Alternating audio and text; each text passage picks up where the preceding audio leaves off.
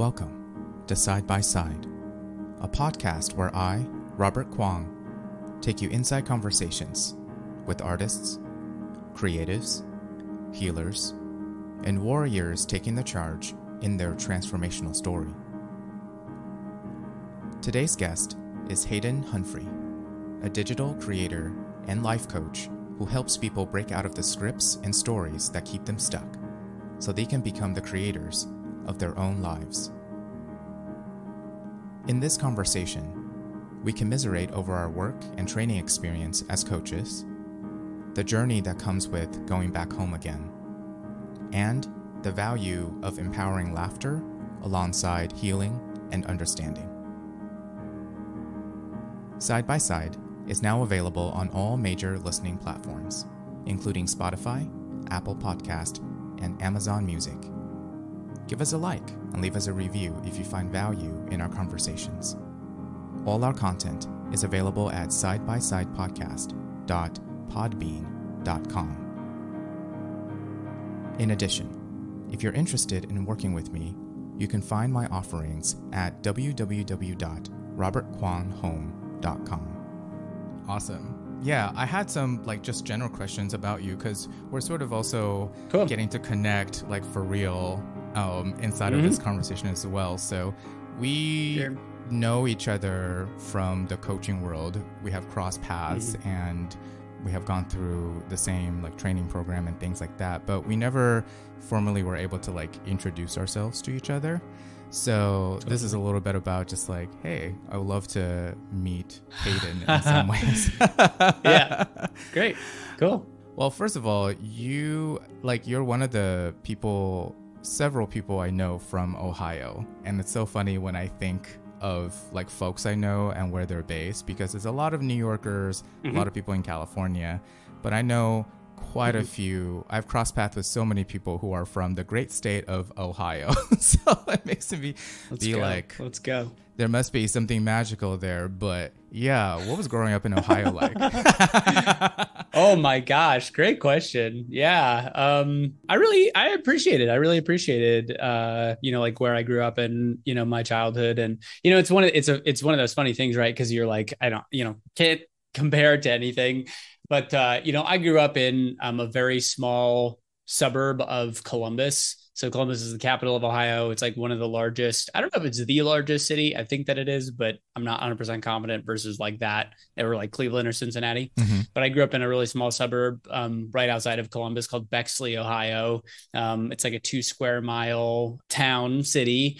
And I feel very fortunate to have grown up there, really excellent public education, really excellent grade school, high school. I feel really grateful and fortunate about, for the education that I got when I was growing up there. Super safe, very community centric, and that sort of thing, which was awesome.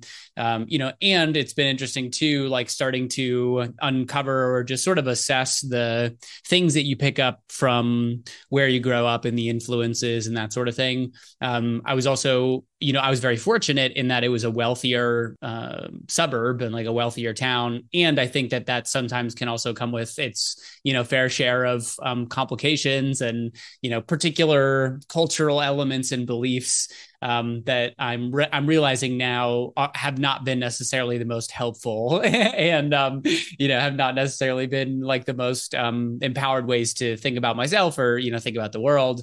And so, yeah, I loved it. I went to college here too, at Ohio University, which is in Athens, Ohio. It's an hour south of Columbus. And that was super great. But, I've spent the majority of my adult life, not living here. I lived in San Francisco for about a year and a half. And then I moved to Chicago. Right. Yeah. And I was in Chicago for about 6 years. And so I just moved back, but I moved back to Columbus a year ago, pretty much this week. So it's been a really also interesting experience, coming back here as this new, older version of myself, and experiencing in that way. What do you notice about where you grew up coming back? What was going on in your internal world as you were having that journey? I have a couple other people who have gone back to Ohio after, for one reason or another. And I think it's quite interesting to go back home again. Definitely. Oh my gosh. Yeah. Yeah, and I know, it's the conversation around who you are in so many ways is formed by the people that you grew up with and your parents and your siblings and your extended family and your neighbors and, et cetera, et cetera. And so I have, throughout the course of my life, really been committed to and prioritized self-knowledge and learning about myself and really peeling back the layers and uncovering more of the truth of who I actually am. And I think that moving away was really important, in that there were certain elements, certain dynamics in my family where I didn't necessarily feel the best. And so it made sense for me to leave, and it made sense for me to, create space and create physical space. And, now having gone through what I've gone through with coaching and training and learning more about myself and learning, how to set boundaries and learning how to be direct and learning how to seek my truth and that sort of thing. Now coming back, feeling like I've got myself in a way that I didn't when I was younger, now being able to continue to do this work with my family, specifically my mom and my sister, who live here, and some of my extended, family members and that sort of thing. Being able to continue to do this work with them is just a whole other level of amazingness. Like it truly is like healing work. I'm obviously very passionate about it. And I think being able to do that kind of healing work with your family is like a whole other level, of, connectedness and intimacy and healing and that sort of thing. And so, it's funny coming back and spending time in some of the original dynamics that made you who you are, but being older and being a different version of yourself and being able to look at those dynamics and understand more intimately why they're there and how they shaped you, but also being able to actively choose out of it and actively, be in a conversation around having that, dynamic be different. So it's been challenging. It's been confronting, in triggering, in ways, but at the same time, like it's all been in service of creating a much deeper level of connection with myself, which has absolutely happened, and with my family, which has been, really amazing. One thing that you've worked on both in your coaching practice and your offerings for clients, and also just for yourself, you've talked about these themes. One is, to help get us out of these scripts that we have adopted into growing up, or oftentimes they're unconscious as well. And so what are some of the common scripts that you really had to work on? Because, within coaching training, these are the things we look at so that we can stand in our core and hold space for others. Yeah. What were some of those scripts? Definitely. Well, at least two of the big ones that come to mind for me. One is, the typical sort of achievement and career trajectory. And I know this is a super common one for a lot of people, but, it's the whole idea of like, as you grow up, you go to college, you have to go to college and you do really well in college so that you can get a really good job in corporate. And then once you're in corporate, you just continue to achieve and you climb up the ladder and, X, Y, and Z, on and on and on. I realized relatively quickly in my sort of participating in that script that that was not what I wanted to do, and like that was not for me. I recognized that at the beginning of 2017 in a corporate job that I was working in, a sales job. I missed my sales quota, and it kicked off this whole realization around how I didn't want to do that, and I wanted to be self-employed, and blah blah blah. So I think that's a really typical one, like ideas that are given to us about what our careers are supposed to look like, and what a good job means, and what a safe job means, and et cetera, et cetera.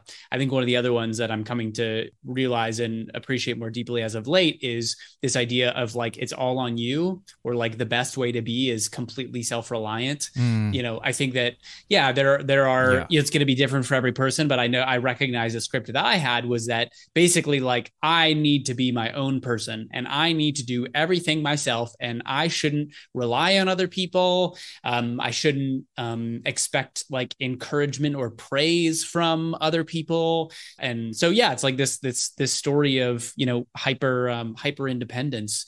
But I think for, a lot of folks more broadly, it's just this set of expectations and stories that we play into about what our life should look like. Anytime we use the word should, it's usually a pretty good indication that there's some story, external story that we've internalized about what we're supposed to be doing and, how we're supposed to be spending our time. And, over time, I think I feel like I sort of stumbled into it in the beginning, but over time, I've really been practicing strengthening my resolve around uncovering all of the ways that my life has been scripted and all of the ways that I've been given these ideas about who I'm supposed to be and what I'm supposed to be doing. So, to the point that you made, standing in your core, to me, that is the truth of who you are. The parts of yourself that to be true, because they feel good and they feel right to you. And it requires, I think, an immense amount of self-reflection and introspection and questioning and experimenting and that sort of thing. But to me, if there is a purpose in life, it is self-actualization. It's self-expression in the fullest sense of the word, understanding the deepest depths and, deepest levels of who you are, the uniqueness of who you are, and then being able to express that and create a life externally that reflects that internal knowing.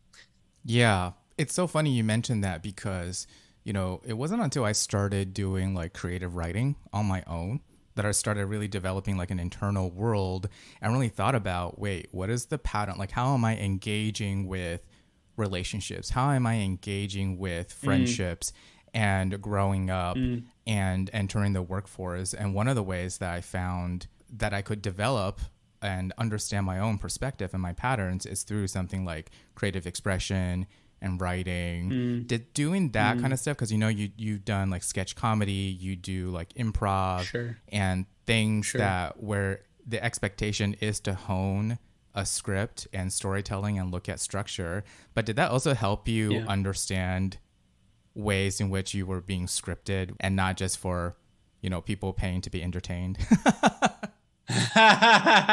Yeah, no, it's a really good question. And, when I think about like, what is it that supported or enabled that understanding, that continued understanding? For me, I mean, there are really two key pieces, at least. One is, I think that because of the personality that I have and because of the family that I grew up in, I think I developed a more introverted orientation to life. And I think as a result of that, I spent a lot of time alone. I spent a lot of time by myself. I spent a lot of time in my own head, sort of talking with myself, if you will. And through that, I think coming to, and, coming to recognize, like building this relationship with myself internally and coming to understand and over time appreciate the value in asking myself questions and recognizing my own thinking and asking myself questions about when things happened or when I had certain reactions to things, asking myself questions about it, being curious, being in the inquiry, of self. And also, I think an element of that too is the tendency that I have to be observational.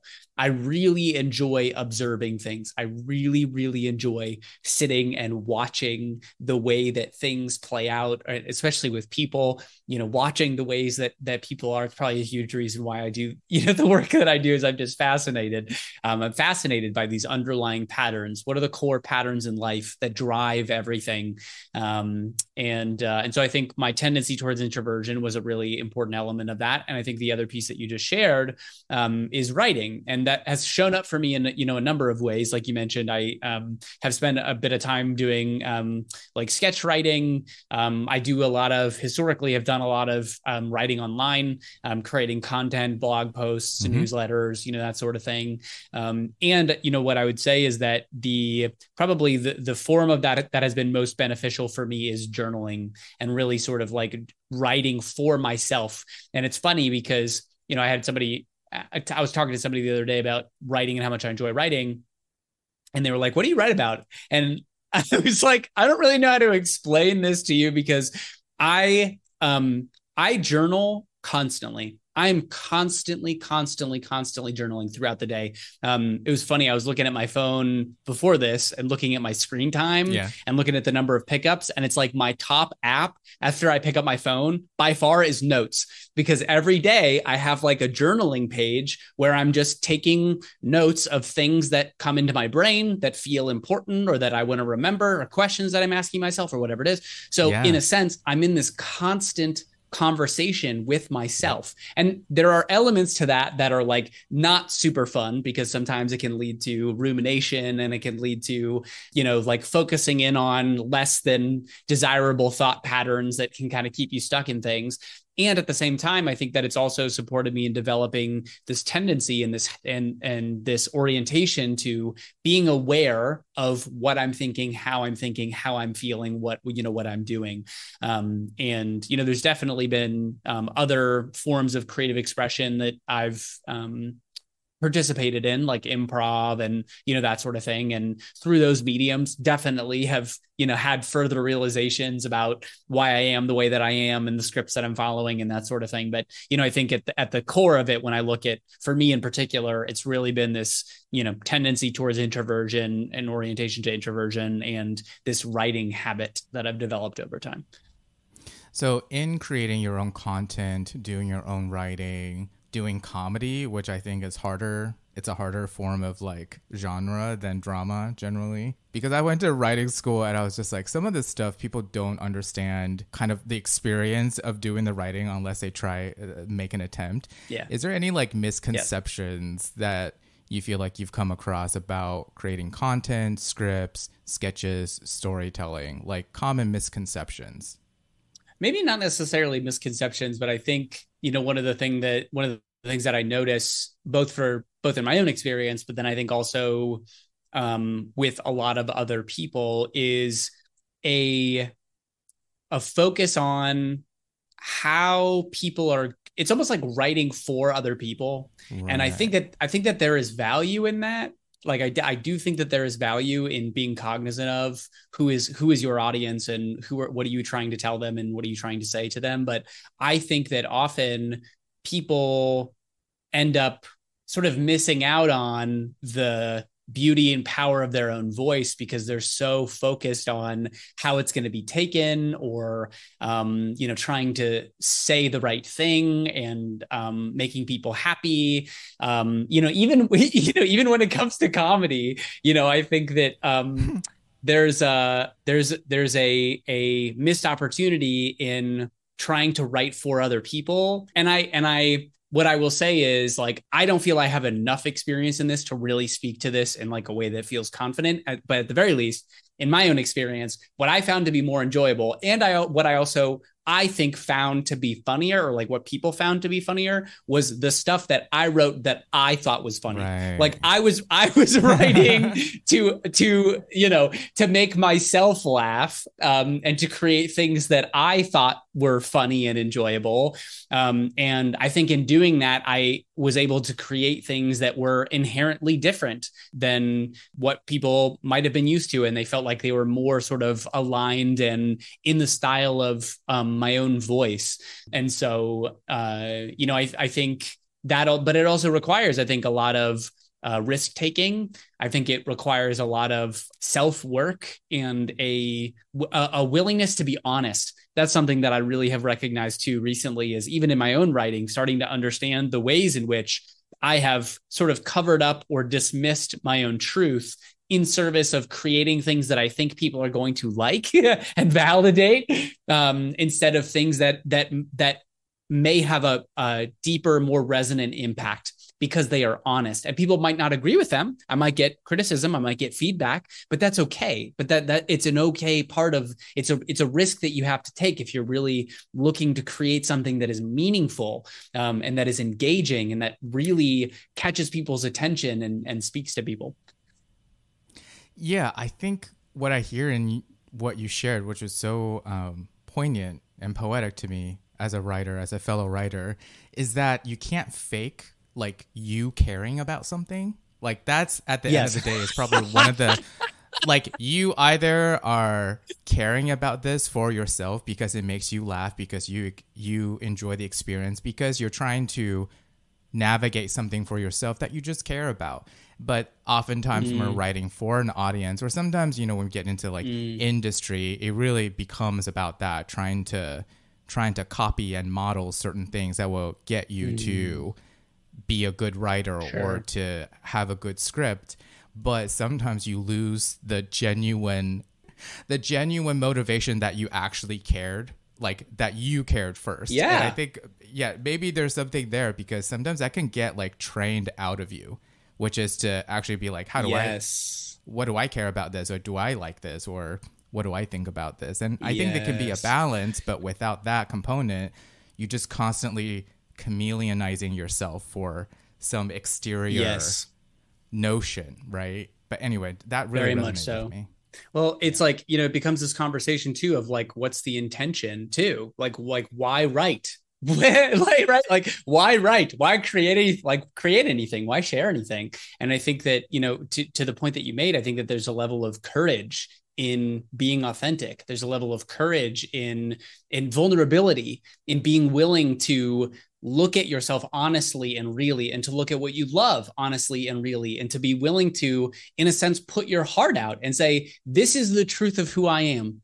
This is the truth of what I believe. This is the truth of what I see, knowing that people might not agree with it. It's a scary thing. It's a scary thing to take that and, you know, to put that out there. But I think that in many ways too, you know, the point that you made, you can't fake love. You can't fake it. People, whether people are aware of it or not, they in interacting with and in consuming your content, they will feel it. They will feel a certain way in consuming what you have written.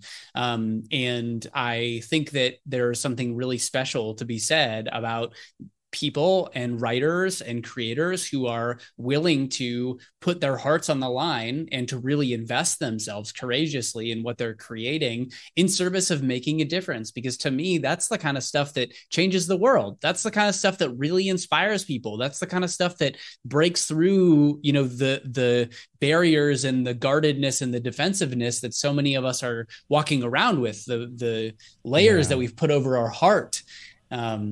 And, you know, you're speaking from experience, because you have written about your own personal experience about relationships, and you've like done the bold thing, which is to put it out to the public.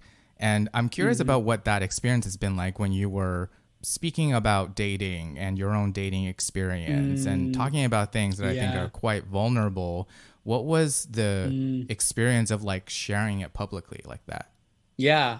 I mean, I feel very lucky in that I have not had many instances where I have shared something vulnerable and I've had just a horrible, you know, reaction or some really, like you know, hateful reaction. Yeah, you know, and so I think, you know, it's like part of it might, it's there. It's like, there's a lot of, I think that there's a lot of factors in that. One of the things that I'm cognizant of is like, in some ways I have a level of privilege in that too, in that like I'm a white man, that I think might be different for other folks of color, you know, other folks who are in, who have different orientations, different gender identities, you know, that sort of thing. I do genuinely think that there's a lot more sort of like vitriol and fear and projection that goes on. I do think it's harder for folks in those experiences to be able to share vulnerably and to like find safe spaces. So in some ways it's like, you know, this, my safer space, I guess, as a white man is like place larger, but you know, but at the same time too, you know, I think I've also like come to recognize that I have in my community, in the communities where I'm sharing these things, I think that I have really intentionally built communities and audiences that are very caring and kind, and welcoming and wanting me to do well and to become, you know, my best self. And, you know, there's also in the off-brand comments or like comments that I've gotten that have landed with me weirdly, I also think that I've continued to deepen my own level of emotional resilience and my own ability to see things that people say as projections of their own fear versus some commentary on my innate value or worth as a person. Because if I'm sharing something from a space of wanting to be open and heart-centric and loving in what I'm sharing, if somebody has an adverse reaction to that, I know that it's not because of anything that I did, it's because this person's afraid of the level of vulnerability and openness that I'm sharing. That's, it's scary to them. And so they're, projecting their own fear onto it. So I think that's also been an element too, is just over time becoming clearer and clearer in that exact, kind of process. Yeah. Well, similarly, in listening to some of the conversations that you've shared online and just, again, your body of work, you've spoken about how kindness and weakness are not synonymous, and people often confuse kindness with weakness, right? Yes. So what is the most challenging thing to you about staying kind in this world right now? That's a really good question. It could also be a laundry list, which is fair. I think the honest answer is that I, for whatever reason, I feel like I have, for whatever reason, developed this deep love and appreciation for just life, just period. And I think that I, honestly, for as long as I can remember, have had this awareness in the perfection and in the paradox of all things, and understanding that nothing means anything, and at the same time everything means everything. And so I think I've come to this place where I feel very connected to the idea that people do the best they can with the tools that they have at their disposal. And I'm a very firm believer that people all want the same thing, and that people want to feel loved. They want to feel respected. They want to feel like they belong. They want to feel generous. They want to feel loving in addition to being loved. Especially I think in cases where you have people who are actively causing harm, I still believe that that person, in a sense, is doing the best they can. That doesn't mean that we don't need to step in and create boundaries and create safety and do what we need to do in order to protect, health and wellness for everyone around. And I can't help but feel an orientation of love towards that person. So I think that understanding continues to deepen the more that I connect with people, the more that I do this work, the more that I, in a way too, look at my own self-judgments and look at the blocks, the obstacles that I've created or have been created within myself as far as loving myself. And the more that I love myself, the more that I forgive myself, the more that I have compassion and kindness for myself, the easier it is to give that to other people too, regardless of what the situation looks like. And it's a challenging thing. It is a challenging thing. I see it all the time. I talk to people all the time, where, they have a very difficult time in maintaining that kindness or maintaining that level of compassion and love and understanding, which I understand. I totally understand. But I don't know. I think for me, I think it's just been in some ways an innate part of just who I am. Wow. Thank you for sharing that.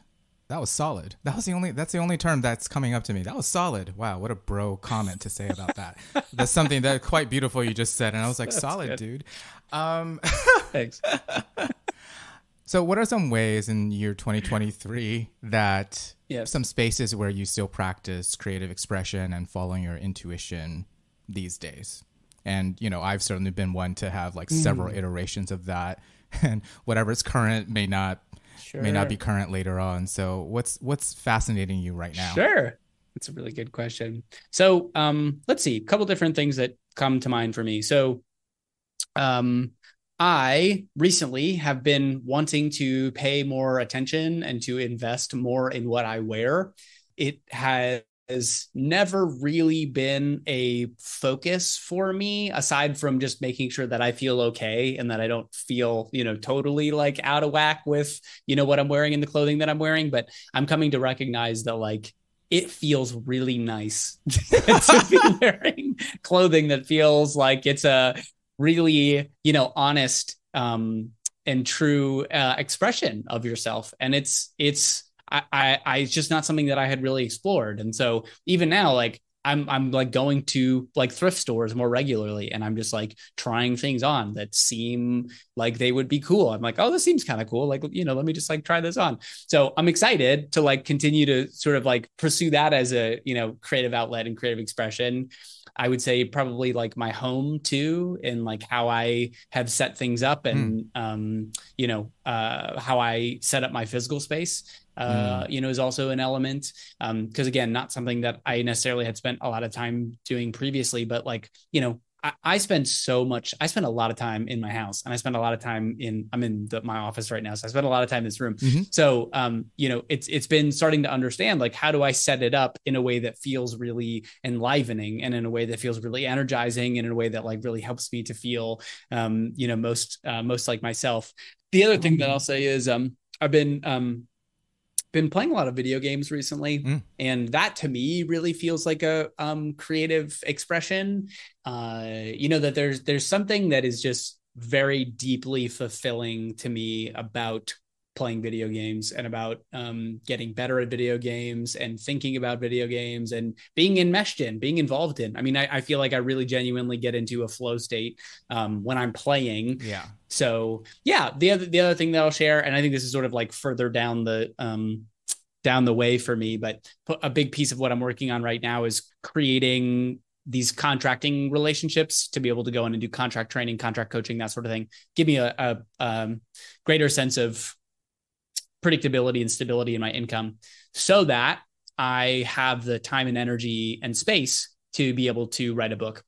Because when I think about the ways in which I feel most alive, writing and sharing is absolutely one of those ways. This is another one of those ways. Sharing ideas in this way, in this format. I feel like I get into a flow state doing this. Yeah. So the idea of being able to commit to and create a large body of work, like a piece of work like that. I have never had a creative project where I have set out to do something that large and then done like from start to finish, done the whole thing. And so that feels deeply meaningful to me. And so I'm very excited, in the coming year and years, to be able to produce and share more creative works in that way.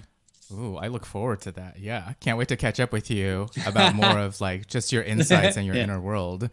I also got to ask though, what are some of your favorite video games? Because I'm a gamer, but understandably, It doesn't come up all the time in a conversation about mindfulness or something. But definitely. So, I have basically one video game that I've been playing like almost nonstop for the last 2 years, called Apex Legends. Oh, okay.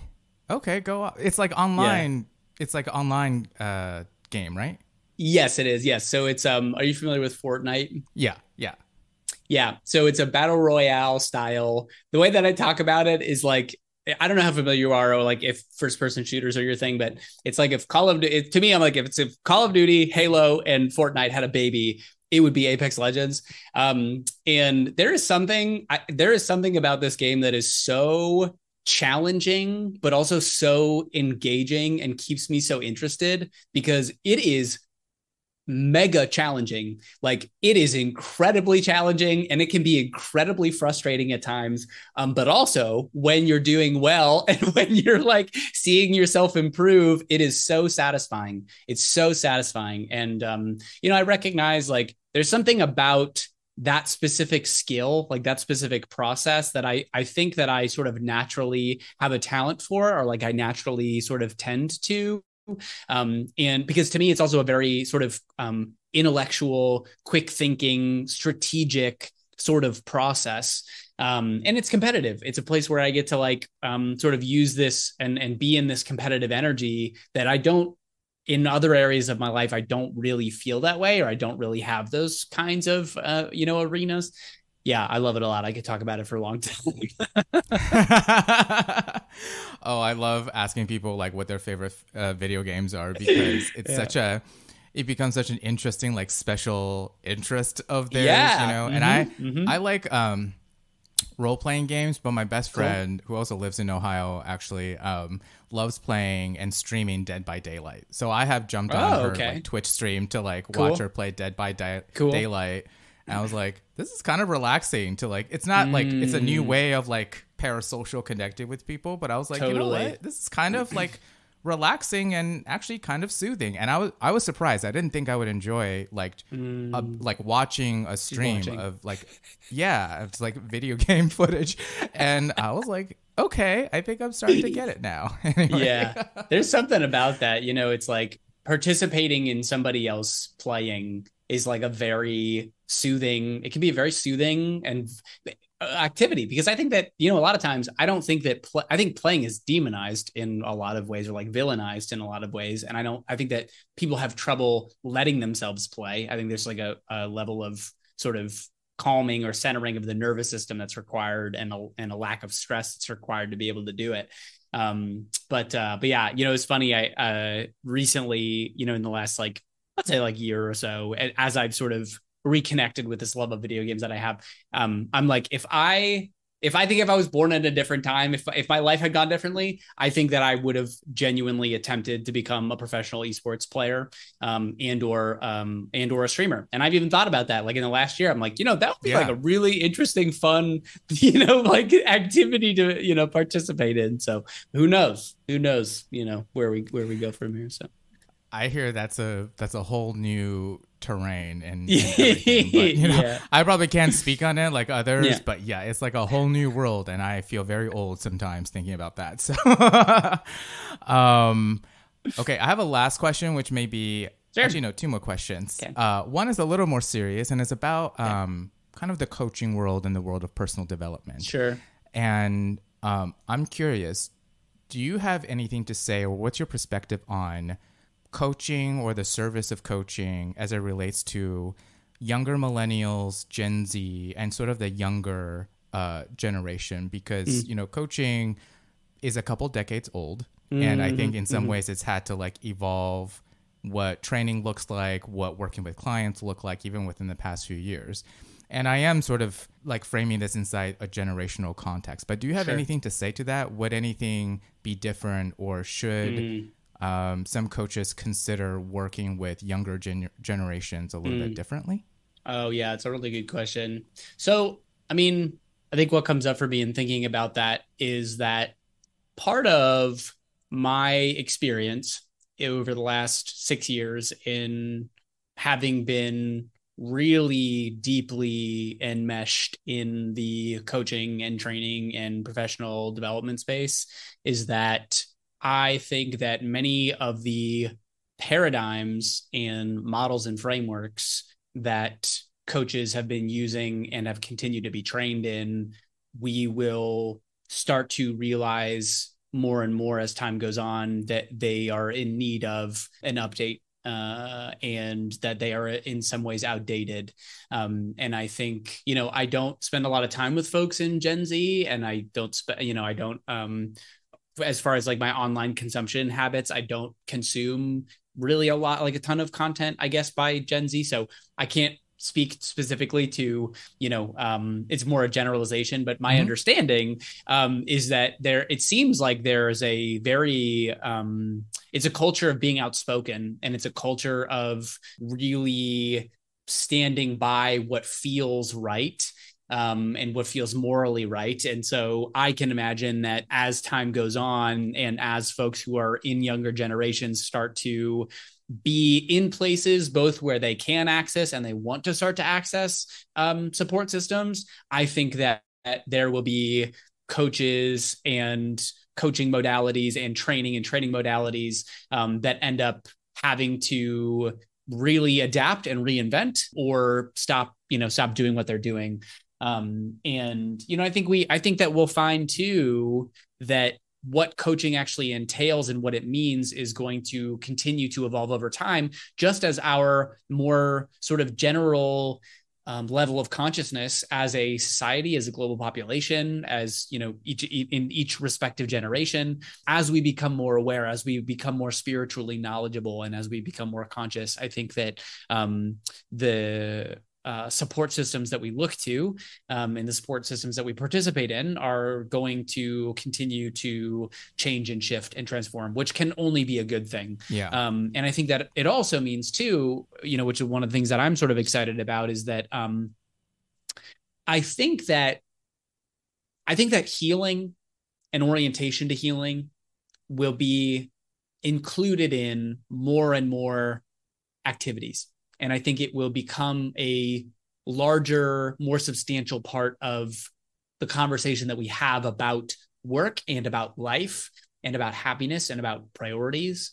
And, I think if we rewind the clock and just look at 50, 60, 100 years ago, the amount of support that was available from a healing perspective was very close to none, and or existed in these very sort of niche communities, like underground communities. But it seems to me now that we're on this trajectory where the level of conversation, the level of awareness that we're having around what it means to heal, and what it means to get supported, and that sort of thing is continuing to raise. It's very encouraging to me to see the increased awareness and desire for information and knowledge and access to psychedelic medicine. That to me is like, I can't tell you how excited I am that continues to be a larger and larger part of the conversation. And so, I think all that to say, like, I think we'll see coaching continue to undergo a transformation. I think it will continue to be more accessible. I think it'll become a larger part of people's lives, whether whether you call it coaching or not. Thank you for sharing that. Yeah, that definitely resonates with me. So last question is a little more fun. Yeah. What's something recently, or let's say this year, that you've checked out that has cracked you up, meaning like really made you laugh the hardest this year, or anything that's just like really put a smile on your face? There's a couple sketch channels on YouTube that I have really been enjoying. Like, here, I actually have to look it up so I can tell you. Salvatore Gnocchi. If you've ever heard of him, that's like one that I'm super hip on. And then there was one that I just found recently. I'll have to look up the name of it. But I really love sketch. I really love sketch comedy. I'll have to look. I don't remember it off the top of my head. I'll have to look it up and send it to you. But yeah, it's probably just been like YouTube videos that have probably like really, really done it for me recently. Nice. Let's see. Recently, I just saw the movie Bottoms, and that was a comedy that was pretty good. I recommend it if you can find it. But it's by two people who I think did like sketch comedy and sketch improv at like NYU or something, and cool. Yeah. So it has that type of humor, like 30 Rock a little bit. I think you might be into it. Yeah. Yes. Oh my gosh. Good comedy movies. The other thing that just came up for me as we were talking about this, did you see Jury Duty? Is it that show that's like it's like one person doesn't know that it's like a show? Doesn't know. No, I haven't, but I actually heard that it was quite good. When at first I was like, oh my gosh, this sounds like it could be a train wreck. Did you enjoy it?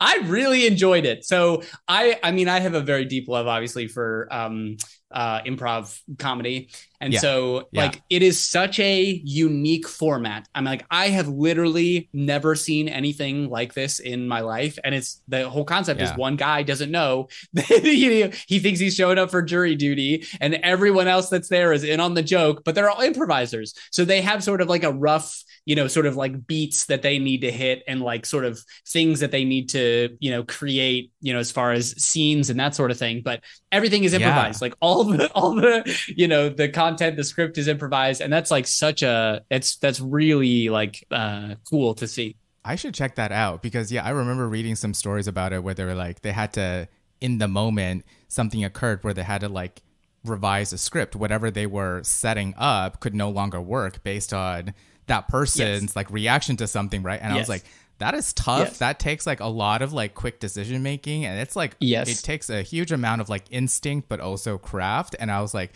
in the moment type of storytelling decisions like that is super tough, unless like, you know, if you haven't tried it.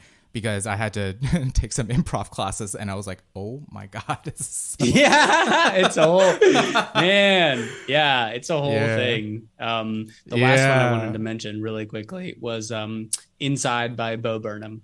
That, like, as far as things that have felt inspiring to me and like really sort of created a visceral feeling and reaction, including laughter inside of myself, like that set the bar. Like, that set the bar for me. Yeah, if you want a mix of like laughter and existential crises, you should definitely check out Bo Burnham, because he will give you a heavy dose of both at the same time. Oh my gosh. You know, that to me is so much of like what makes comedy funny, and so much of what makes comedy impactful is like, you know, we were talking earlier about kindness and being kind, and one of the things that I said was understanding paradox, like understanding the paradox, because I think that it requires a deep level of introspection to get to the point where you understand that two things that seem to be mutually exclusive and 100% in conflict exist at the same time. And to me, that is so much of Bo Burnham's genius, is his ability to create these very engaging experiences where he's speaking to this emotionally resonant thing, and then he immediately flips it on its head to something that also makes just as much sense. So it's like his ability to play with paradox and to include you in the playing with, you know, that paradox, I imagine can be sort of unsettling, because it's almost like he's breaking down the walls of reality, and he's inviting you into this awareness and greater understanding of how everything is the same, and all things are inclusive, and it's all, you know, two sides of the same coin. So yeah, really very talented and inspiring creator. Yeah, sometimes it's funny how inside of comedy, you can sometimes explore such rich themes, and sometimes with greater level of depth, because the comedy helps balance out some of the darker inquiries into like the human condition and all of it. And Bo Burnham reminds me of like someone who's really got the chops, like trying to walk that tightrope. And anyway, you're bringing out the nerdy writer side in me, so we could go on forever, but I really enjoyed our time today, and I'm so happy that you said yes to us, like just having a conversation like this. I hope we get to do this again sometime. Absolutely, yes. No, me as well. And, you know, thank you so much for the time and the really thoughtful questions. And like I shared, like this format, this is one of my absolute favorite things to do. And so thank you for the work that you're doing. Thank you for, you know, the platform that you provide and the content that you're putting out. And it's really, really cool.